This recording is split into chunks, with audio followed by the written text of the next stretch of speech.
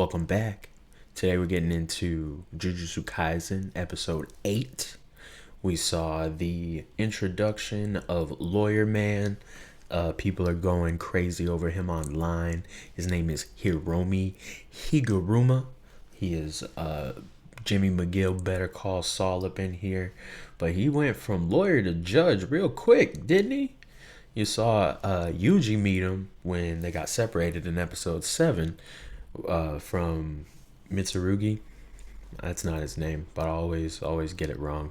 And y'all always come at me too for that too. But my names are always bad for me in the space.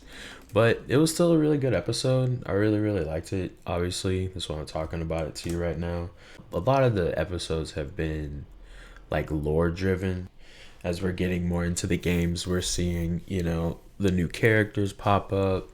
We're seeing new sorcerers. We're seeing a lot of new characters, actually. We're seeing new sorcerers, and we're seeing, the fights happen. We're seeing little bits of the calling game, like when they're in there, like when they first go into the game, which is kind of big, actually. Like, they go into the calling game to try and, stop, these things from happening. But we're seeing people that can leave the calling game as well, that are kind of outside, like, waiting to happen. And they're going to be the fodder for Jaku.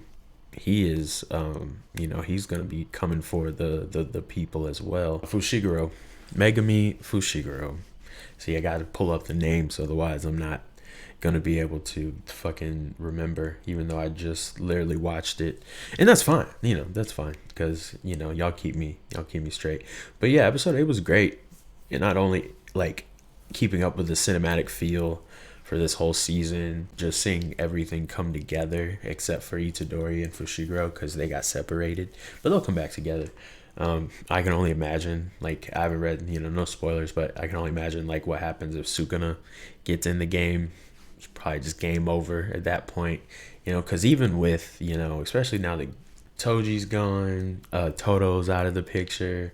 He might have one hand, but I did hear from manga fans that he doesn't really have much of a role in the rest of the show. I mean, the rest of the manga or show, I guess, after this, which is kind of sad. Like, after his last fight, but there's a lot of characters in this show, so and that's cool. But again, I can only imagine what it'd be like if Sukuna gets involved, because he's definitely the strongest now that Gojo's gone. I guess Kinjaku, but he's kind of more like a hole for cursed spirits to just blah out of him, and that's cool. He gets called into the prime minister, or the elder statesman of Japan. That's when we can expect more plot development for the end game, which I'm assuming is just either turning everybody in Japan into cursed objects, so you absorb them and he'll just be super powerful, or is trying to kill God or Tengen. I'm actually curious about that, because I'm not sure. I know the calling game is a ritual, and that's one of the things from episodes that we learned the calling game is for turning the people outside of the calling game into essentially monsters, and that's cool. But why is it just to do it? But you saw the nuke at the end. Even when he was not possessed by Kenjaku, he just wanted everybody to die. This is a good cast of characters, and I feel like there's so many. How do you even have the time for all these characters? But I get it. It's a big show, deserves a lot better of a video game while we're talking about it. Let me know in the comments if you enjoyed this episode. I'm really enjoying Jujutsu Kaisen Season 3.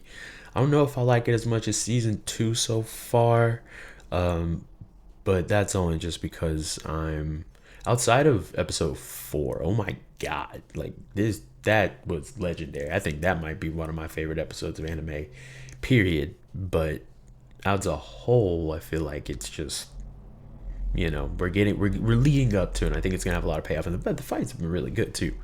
There's been a lot of build up and lore and new characters. We're setting up the table, and by episode 8, I think we're getting pretty close to. We're in the inside the calling game now. So past the Rubicon, getting to new characters. That's really cool. I'm excited to see where it goes. Peace.